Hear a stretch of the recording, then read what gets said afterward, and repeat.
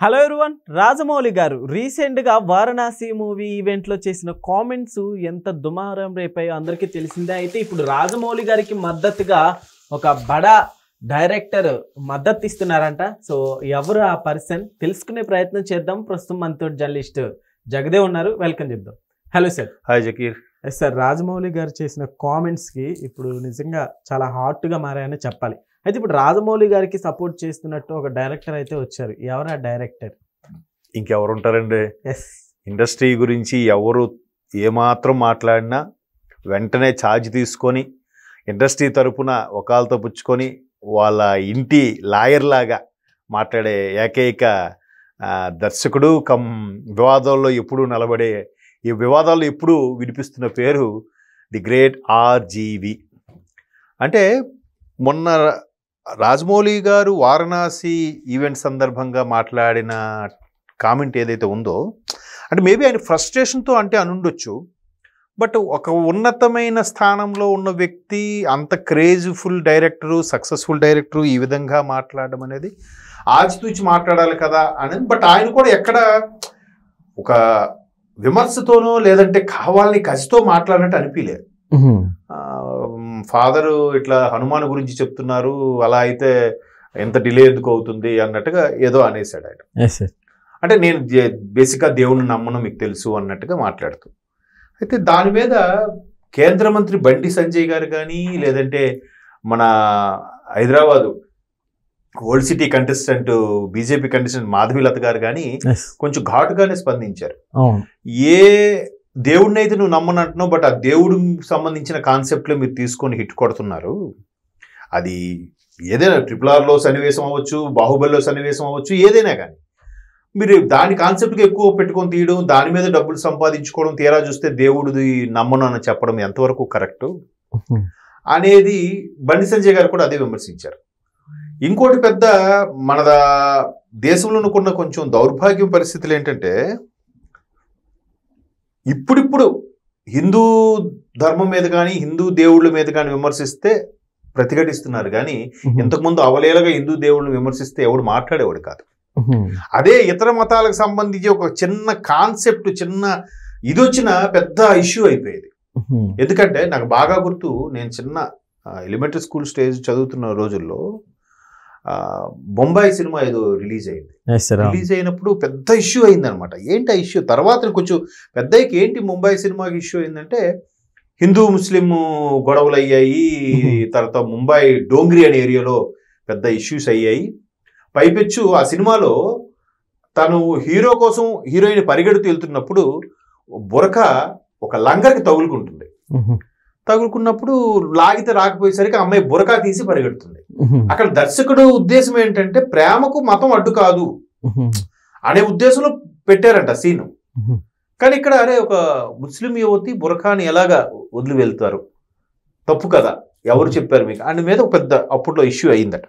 So అలాగా cinema ఒక చిన్న సన్నివేశం అంత ఇష్యూ అయినప్పుడు, హిందూ దేవుళ్ళు పెట్టిపోయినప్పుడు ఇంతకుముందు ఉండేది కదా. ఇప్పుడు సోషల్ మీడియా పుణ్యమనో లేదంటే చాలా మందికి అవేర్నెస్ క్రియేట్ అవ్వడం వల్ల కూడా బాగా ప్రతిఘటిస్తున్నారు. బట్ ఇదే రాజమౌళి గారు ఒక వెర్షన్లో ఆయన ఫ్రస్ట్రేషన్తో అంటే అనుండొచ్చు, ఇంకో వెర్షన్లో వేరే మతాలకు సంబంధించినంత ఈజీగా మాట్లాడగలుగుతారా?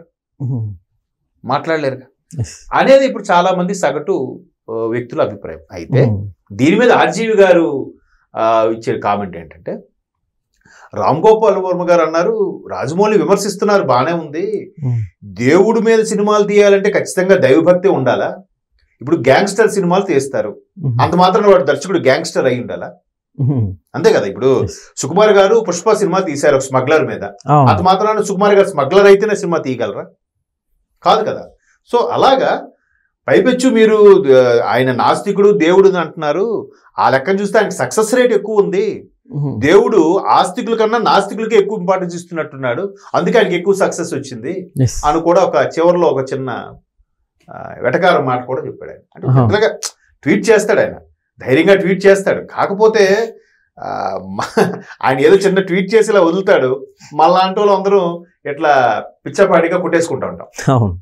ఏంటి ఆర్జీ ఎవరా పెద్ద ఆయన, ఎవరా పెద్ద డైరెక్టర్, ఇంకా ఎవరు ఆర్జీవి, మిగతా వాళ్ళు ఎవరు అలా స్పందించరు, ఎవరెవరు మాట్లాడరు. ఇప్పుడు వీటికి రాజమౌళి గారు అసలు రెస్పాండ్ అయినట్లు కూడా ఎక్కడ కనిపించట్లేదు సరిగ్గా. సో ఎలా చూడొచ్చు అంటారు? రాజమౌళి గారికి ఆల్మోస్ట్ ఆల్ ఒక 1 year బ్యాక్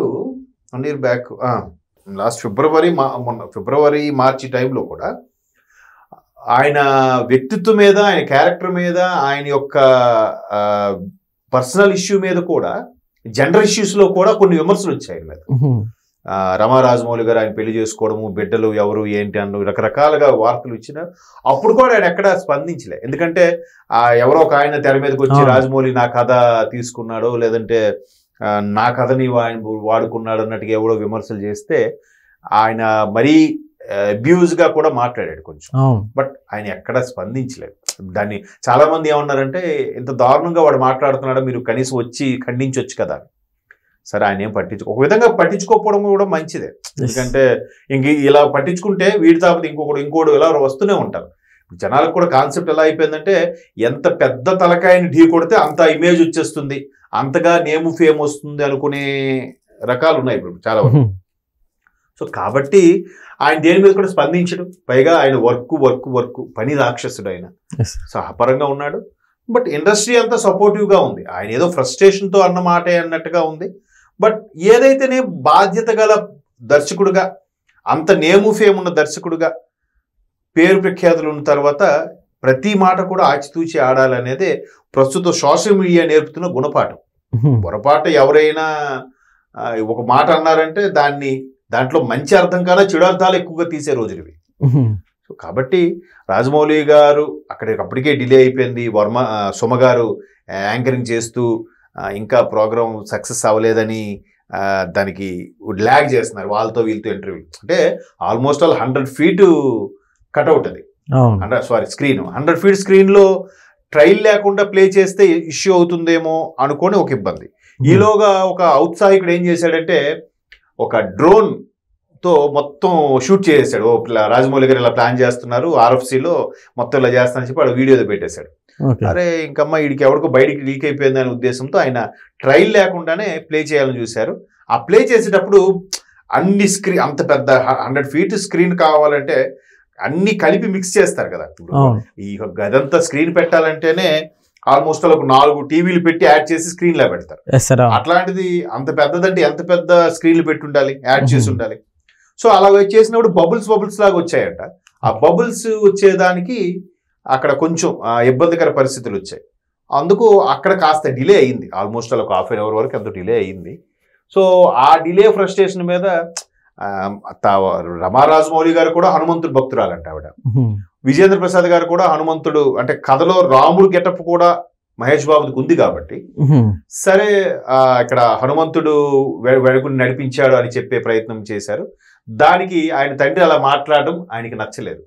సో ఈ విమర్శలు ఏదో ఎదుర్కొంటున్నారు. మొత్తానికి ఆర్జీవి గారు కూడా దానికి అడ్డుగా నిలబడి ఈ విధంగా కామెంట్స్ చేశారు. Okay sir, thank you.